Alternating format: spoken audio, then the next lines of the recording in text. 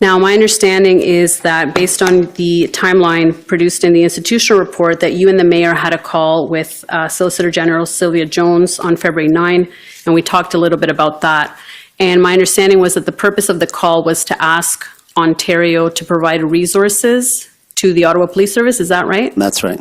To provide OPP, to facilitate OPP officers. Is that right?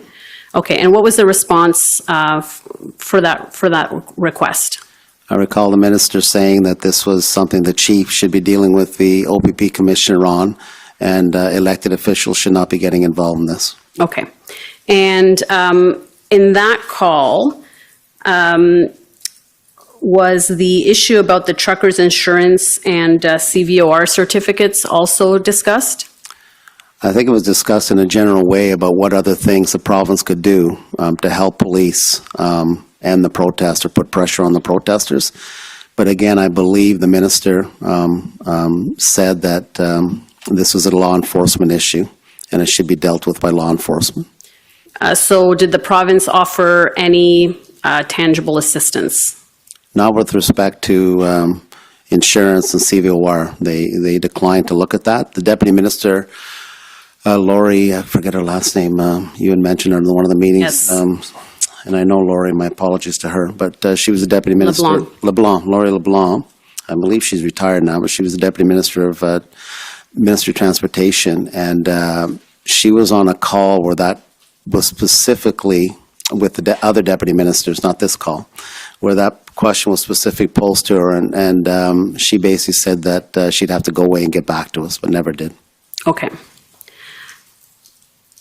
So my understanding is that you also took part in what were called tripartite meetings, and these took place on February 7th, 8th, and 10th. Is that right? That's right.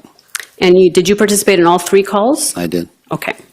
And my understanding is these were intended to be meetings of all three levels of government: municipal, provincial, and federal. Is that right? That's right. And my understanding is that generally Minister Blair, Minister Mendicino, yourself, the mayor, Deputy Minister Rob Stewart, and some others joined those calls. Is that right? That's right. Do you know do you recall who else would have been on those calls other than the people I mentioned? From the provincial level, there were no elected officials, I seem to recall. They didn't attend. I think Mayor de Tomaso might have been on one or two of those calls. He was the deputy minister of at the Solicitor General, I believe.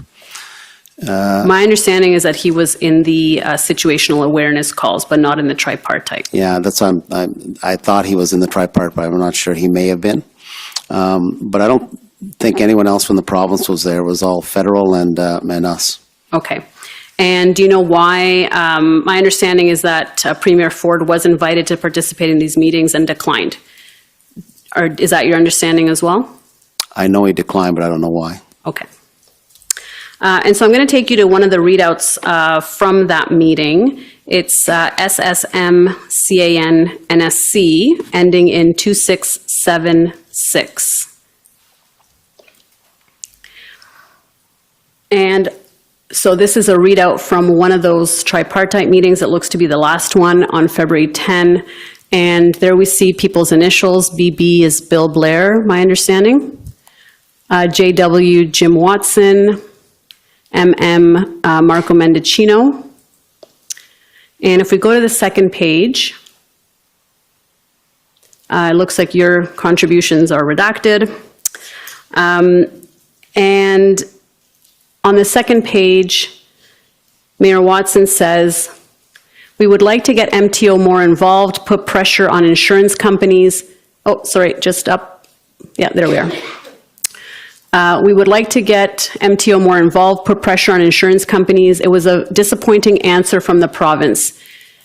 Yet they are always setting up blitzes on the 400 series highways to check tires, etc. So my understanding is that this is in relation to the call that took place the day before on February 9? Yes. Okay. And was this in relation to the ask about the commercial insurance that they had declined to get involved? Yeah, and other possible regulations that governs heavy truckers or trucking companies. And I don't know if it was the meeting before. I don't have it in front of me, but it was at one of the one of the meetings with the deputy ministers that we had federally and provincially, but it was very close to that. And so in terms of other regulations, were these other regulations that the city was asking specifically, saying, this regulation, that, can you look into that? Or were you simply saying, can you look at what you have in your toolbox available to assist? It was exactly that. It was, what do you have that can help us in your toolbox under existing legislation and regulations? That was the specific request. Okay, and the answer was this should not be dealt with at the political level? Well, there were two answers from the deputy minister. It was, I'll get back to you. I think she felt kind of blindsided at that meeting because no one told her in advance that she was going to be asked. And I think it was asked by one of her federal colleagues, actually, because I think the deputy minister of transport at the federal level looked, and they didn't have anything that could help us that was relevant because it's all mostly provincially regulated.